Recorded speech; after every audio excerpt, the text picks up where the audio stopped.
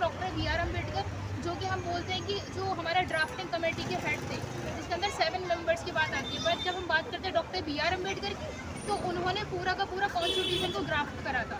फिर उसके बाद अगर मैं बात करूँ कि आज जो कि 14 अप्रैल को उसको बनाया जाता है, तो इसके महत्व सबसे बड़ा ये है कि डॉक्टर बी आर अम्बेडकर का आज के दिन जन्म उत्सव बनाया जाता है, जो कि पार्लियामेंट हाउस में हर साल हमें देखने के लिए मिलता है कि लाखों युवक और यहाँ तक कि बहुत सारे ऐसे जो कि लखनऊ, राजस्थान और अलग अलग देशों से यहाँ पर लोग इकट्ठा होते हैं। भारतवासियों के लिए कितना गर्व का दिन है आज का?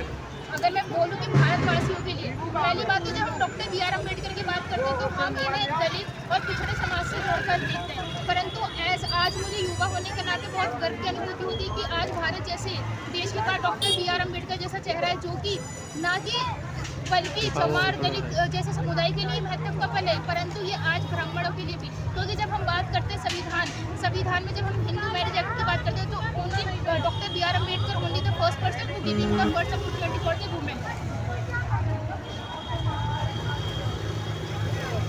महिलाओं के लिए कितने अधिकार दिलाए बाबा साहब ने?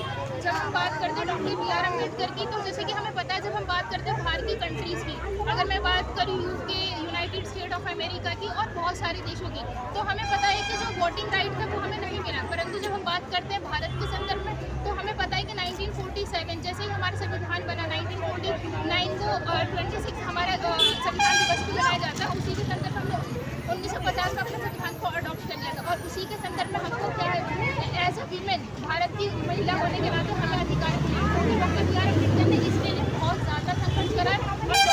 डॉक्टर बी आर अम्बेडकर ने संविधान सभा में ये प्रस्ताव भी रखा था कि महिलाओं को संविधान बनने के साथ ही उन्हें वोट का अधिकार भी दिया जाए। तो ये युवाओं के लिए और साथ ही साथ महिलाओं के लिए बहुत बड़ा अवसर है, क्योंकि भारत की कंट्री हम बात करते हैं कि डेवलपमेंट कंट्री बहुत सारी, परंतु उन्हें महिलाओं को अधिकार के लिए बहुत ज़्यादा मतलब कि स्ट्रगल करना पड़ा। हमें पता है कि भारत एक डेवलपिंग कंट्री है, परंतु अगर मैं बात करूँ डेवलप्ड कंट्री की, तो वहाँ पे भी हमें वोटिंग अधिकार नहीं मिला था आज़ादी के बाद भी हमारे देश में। परंतु हमारा भारत, हमें पता है कि हमारा भारत बहुत सालों तक गुलाम रहा, परंतु as a women, as a युवा, हमें जो अधिकार है हमारा भारतीय कॉन्स्टिट्यूशन जैसे ही अडॉप्ट हुआ हमें मिला। तो ये डॉक्टर बी आर अम्बेडकर ने है।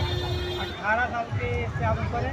यस वोट डालते हैं या डालने वाले? यस, अगर मैं बात करूँ कि अपनी, मैं अभी 19 साल की हुई हूँ और मैं दिल्ली यूनिवर्सिटी की छात्र हूँ, और मुझे बहुत ज़्यादा गर्व की अनुभूति होती है कि मैं as a student, as a महिला अपने अधिकारों के लिए लड़ सकती हूँ। और ये सारे अधिकार मुझे डॉक्टर बी आर अम्बेडकर की वजह से मिले, क्योंकि संविधान, क्योंकि आर्टिकल, जब हम बात करते हैं भारतीय संविधान की, तो हमें पता है कि हमें बहुत सारे जो हमारे राइट टू कॉन्स्टिट्यूशन रेमिडीज़ है, जो कि डॉक्टर बी आर अम्बेडकर ने बोला था soul of the Indian constitution.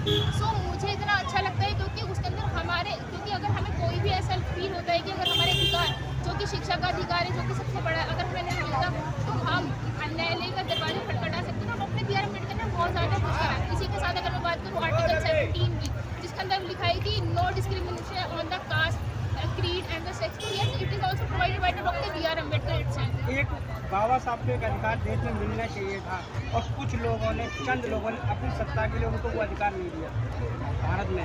ये आप सही समझते हैं या गलत? मैं पहली बात तो डॉक्टर बी आर अम्बेडकर को एक दलितों का नेता होने के नाते नहीं देखती हूँ। जब भी मैं डॉक्टर बी आर अम्बेडकर की बात करती हूँ तो मुझे इस गर्व की अनुभूति होती है कि भारत देश में डॉक्टर बी आर अम्बेडकर का चेहरा उभरा। उस समय जब पढ़ाई का अधिकार नहीं था दलित वंचित छात्राओं को, उस समय doctor B R Ambedkar London जैसे, फ्रांस जैसे देशों में जाके उन्होंने PhD की उपाधि प्राप्त करी। तो मैं ये बोलूँगी नहीं, डॉक्टर बी आर अम्बेडकर का जो चेहरा था बहुत ज़्यादा था। अगर हम बात करें कि कुछ लोगों ने उन्हें दबा दिया, तो वो तो हर समय ही होता है। अगर मैं बात करूँ कि मीराबाई की, अगर मैं बात करूँ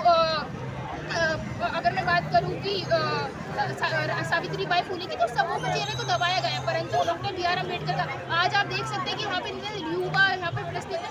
तो आज इससे साबित होता है कि डॉक्टर बी आर अम्बेडकर का चेहरा कभी दबा नहीं है, हमेशा उभरता है, और आने वाले सेंचुरीज में और भी उभरेगा, जैसे युवा अपनी तरक्की, अपने अधिकारों के लिए लड़ेगा।